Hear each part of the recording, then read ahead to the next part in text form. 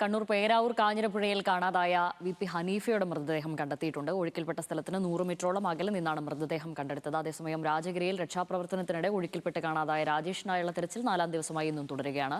തുരുത്തിൽ ഒറ്റപ്പെട്ടയാൾക്ക് life jacket ഊരി നൽകി രക്ഷിച്ച ശേഷം തിരികെ വരവെയാണ് റാപ്പലിംഗ് ഇൻസ്ട്രക്ടറായ രാജേഷ് ഒഴുക്കിൽപ്പെട്ടത്. നിഖിലാണ് വിവരങ്ങളുമായി ചേരുന്നത്. നിഖിൽ, രണ്ടുപേർക്കാണ് പ്രധാനമായും അവിടെ തെരച്ചിലുണ്ടായിരുന്നത്. അതിൽ ഒരാളുടെ മൃതദേഹം കിട്ടിയിരിക്കുന്നു. വിവരങ്ങൾ എന്തൊക്കെയാണ്?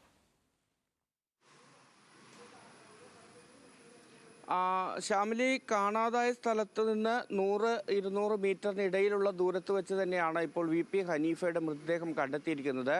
ഈ മുളങ്കൂട്ടത്തിന് നടുവിൽ കുടുങ്ങിക്കിടക്കുന്ന നിലയിലായിരുന്നു മൃതദേഹം ഉണ്ടായിരുന്നത്.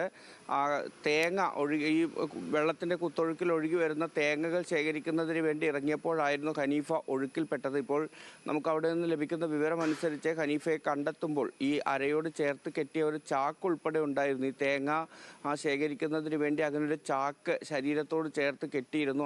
അതിൽ തേങ്ങ നിറഞ്ഞതോടുകൂടിയാണ് ഈ പുഴയെ നല്ല അടുത്തറിയുന്ന നീന്തി രക്ഷപ്പെടാൻ ശേഷിയുള്ള ആളൊക്കെ തന്നെയായിരുന്നു. പക്ഷേ ഈ തേങ്ങയുടെ ഭാരം കൂടി വന്നതോടുകൂടിയാണ് ഹനീഫ പെട്ടെന്ന് മുങ്ങിപ്പോയത് എന്നുള്ളതാണ് ഇപ്പോൾ മനസ്സിലാക്കാൻ കഴിയുന്നത്. ഏതായാലും ഈ മൃതദേഹം കണ്ടെത്തപ്പോൾ ശരീരത്തോട് ചേർന്ന് അങ്ങനെ ആ ചാക്ക് കൂടി കെട്ടിയ നിലയിലായിരുന്നു എന്നതാണ് നമ്മൾ മനസ്സിലാക്കുന്നത്. മുളങ്കാടുകൾക്കിടയിൽ തങ്ങി നിൽക്കുന്ന നിലയിലായിരുന്നു മൃതദേഹം ഉണ്ടായിരുന്നത്.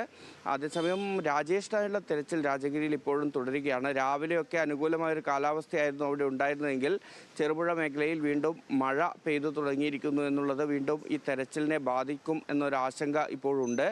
ഏതായാലും പുഴയിൽ മാത്രമല്ല, ഈ വെള്ളം ഇറങ്ങിയ സ്ഥലങ്ങളിൽ നിരവധി മുളങ്കാടുകളും മറ്റുമുള്ള പ്രദേശങ്ങളിലൊക്കെ കയറി അവിടെയും ഈ ഫയർഫോഴ്സും സിവിൽ ഡിഫൻസ് അംഗങ്ങളുമൊക്കെ ഇപ്പോൾ തിരച്ചിൽ നടത്തിക്കൊണ്ടിരിക്കുകയാണ് രാജഗിരിയിൽ. ശരി, നിഖിലാണ് വിവരങ്ങൾ നൽകിയത്.